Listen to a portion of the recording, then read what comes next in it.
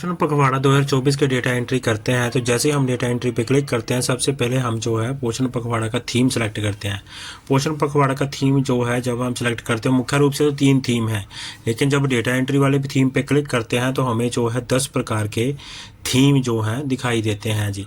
Number 1 पे है जी पोषण भी और पढ़ाई भी, और नंबर 2 पे है जनजातीय, पारंपरिक, क्षेत्रीय और स्थानीय आहार प्रथाओं पर ध्यान केंद्रित करने का थीम।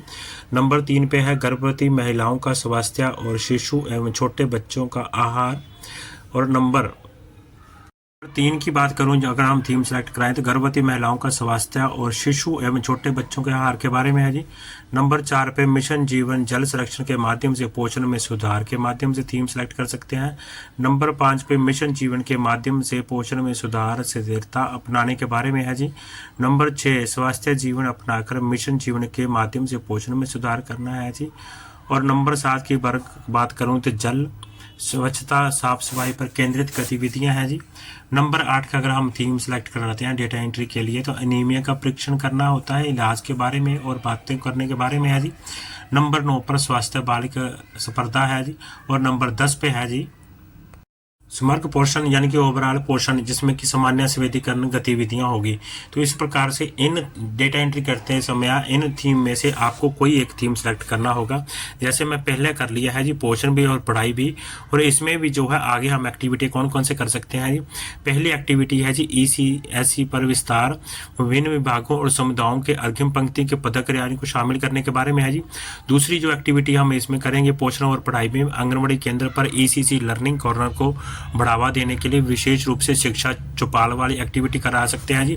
नंबर 3 पे अगर मैं बात करूं तो होम विजिट, जिसमें कि विशेष रूप से माता पिता को शामिल करना, उस पर ध्यान केंद्रित कराने के लिए एक्टिविटी है जी। नंबर 4 पर खिलौना आधारित और खेल आधारित शिक्षा को बढ़ावा देने के लिए समुदाय केंद्रित खेलों और पढ़ों का कार्यक्रम वाली एक्टिविटी करवा सकते हैं।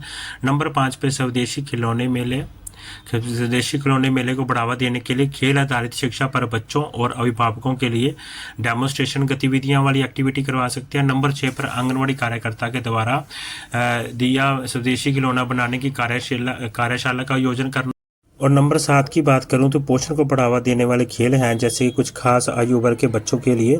तो उस प्रकार की एक्टिविटी जो है हम पहले थीम का, ये मैं आपको बता रहा हूँ जी, पहले थीम में पोषण भी पढ़ाई में भी हम 7 प्रकार की एक्टिविटी कर सकते हैं। इस प्रकार आंगनबाड़ी वर्कर जो है एक प्रकार से सीधी ही एक दिन में 7 फोटो। और दूसरा जो थीम है हमारा जनजातीय, पारंपरिक, क्षेत्रीय और स्थानीय आहार प्रथाओं पर ध्यान केंद्रित की बात करूँ तो नंबर 1 जो इसमें एक्टिविटी है जी, अगर हम ये थीम सेलेक्ट करते हैं नंबर 2 वाला, तो इसके लिए नंबर 1 एक्टिविटी जो है एनीमिया के लिए आहार, स्थानीय भोजन, पारंपरिक भोजन आदि पर जनजातीय समुदायों को संवेदनशील बनाना।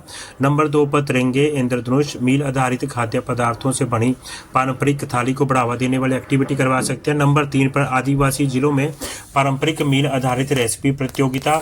और नंबर 4 की अगर मैं बात करूं तो नंबर 4 में जो है नंबर 4 की बात करूं तो स्वस्थ आहार प्रथाओं पर जागरूकता शिविर का आयोजन करना, चाहे वह रीजनल हो जहां पर मौसम के अनुसार हो। नंबर 5 की बात करूं स्तर पर उपलब्ध खाद्य पदार्थों पर आधारित अम्मा की रसोई है या दादी की रसोई है, तो इसका भी डेमोन्स्ट्रेशन वाली एक्टिविटी हम जो है नंबर 2 अगर थीम सेलेक्ट करेंगे तो उसमें निकल आएगी, वहां से हम करवा के सेलेक्ट करा सकते हैं। नंबर 3 पर स्थानीय समुदाय के लिए व्यंजनों का प्रदर्शन करना, तो ये भी जो एक्टिविटी है हम नंबर 2 थीम में अगर जनजातीय वाला सेलेक्ट करेंगे तो वहां से नंबर 2 पे जाके हम 6 एक्टिविटी कर सकते हैं।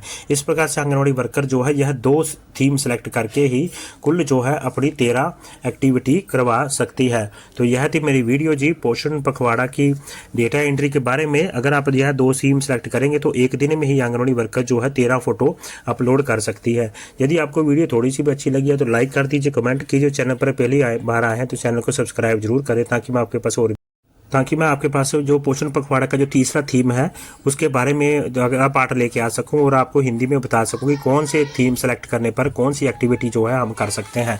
तो ये थी मेरी वीडियो जी। अगर आपको वीडियो थोड़ी सी भी अच्छी लगे तो लाइक